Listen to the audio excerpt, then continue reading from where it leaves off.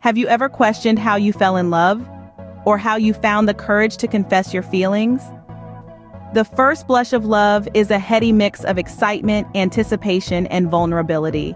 It's like stepping onto a roller coaster with your eyes closed, not knowing where the twists and turns will take you. For me, it was no different. I remember feeling my heart race each time he was near, my mind conjuring up images of a future together. He wasn't just a man I had feelings for, he was the man I envisioned as my life partner, the father of my future children. His personality, his essence, drew me in. It wasn't about what my eyes saw, it was what my heart felt. And amidst the whirlwind of emotions, I found myself falling deeply and irrevocably in love. I was lucky, or so I thought, to have found my soulmate on my first attempt at love. But I was wrong. When I love deeply, making it near impossible to hate. I've always believed love to be this vast, consuming ocean, one that can drown you or keep you afloat, depending on the tides of the day. My love story? It was a tale of shared moments, laughter, tears, and an intertwining of souls that felt as natural as breathing. Imagine a symphony that lasted for a year and a quarter. That was us. We were the music, the rhythm, the high notes, and the low ones. We shared stories, created memories, and saw a future in each other's eyes. It was a love so profound, so all-encompassing, that it became a part of who we were. But what do you do when the music stops? When the orchestra packs up and leaves, and all you're left with is a haunting silence that echoes in the chambers of your heart? You try to erase the memories, but it's not as simple as wiping a slate clean. These memories, they're etched in the deepest corners of your mind, carved in the hollows of your heart. Picture a canvas, painted over with vibrant hues of joy, speckled with moments of sadness, filled with the essence of shared experiences. Now imagine having to whitewash that canvas, to pretend it was never painted on in the first place.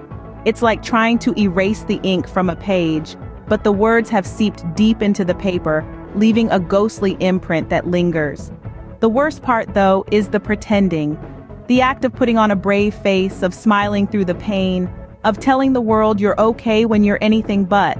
It's a performance, a tragic comedy where you're the lead actor and the world is your audience. You laugh, you smile, you play your part, but inside you're crumbling, breaking, falling apart. The worst part is having to pretend that everything is okay when it's not, to smile while in pain. It's a paradox, a cruel joke that love plays on us. But such is the depth of love, and such is the pain it leaves in its wake.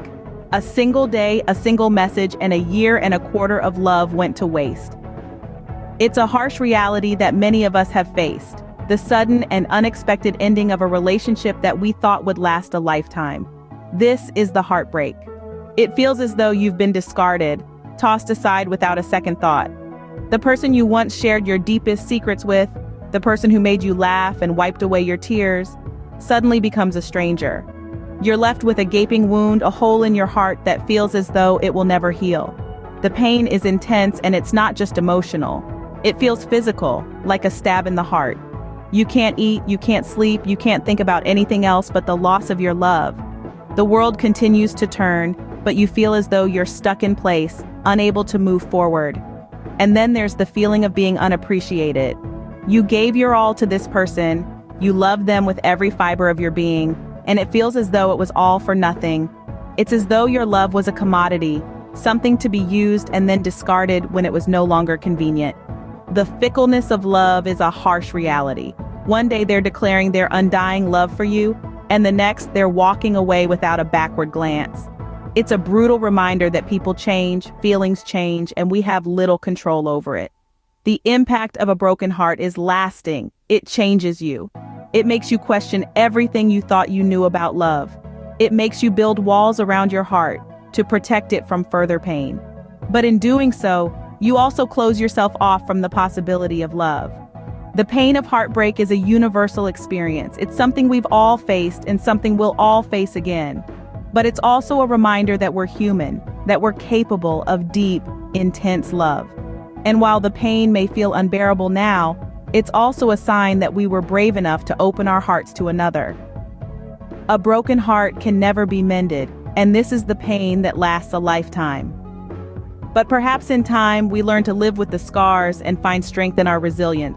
Now, what's next? Blocking them, cutting off communication? These are common questions that echo in our minds after a heartbreak, and they aren't easy to answer. The aftermath of a broken love is a battlefield of emotions, each one fighting for dominance.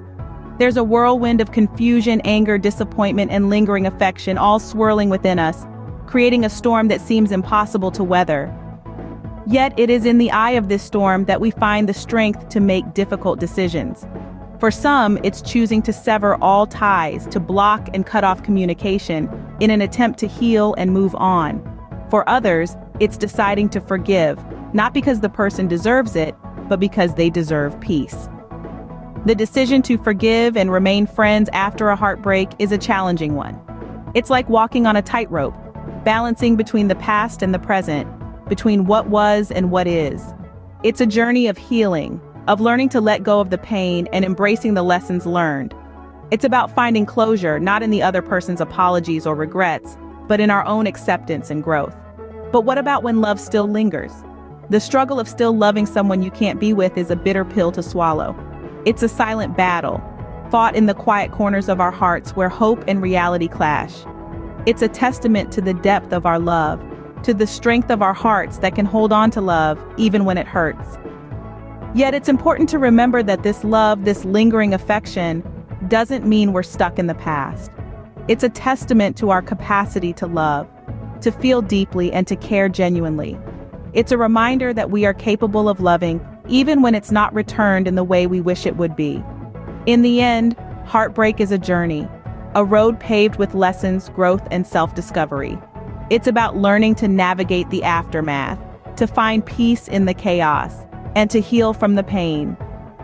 I still love him, but it hurts when you can't be with the person you love most. This is the reality of a broken heart. Yet it's through this brokenness that we discover our resilience, our courage, and our capacity to love despite the pain.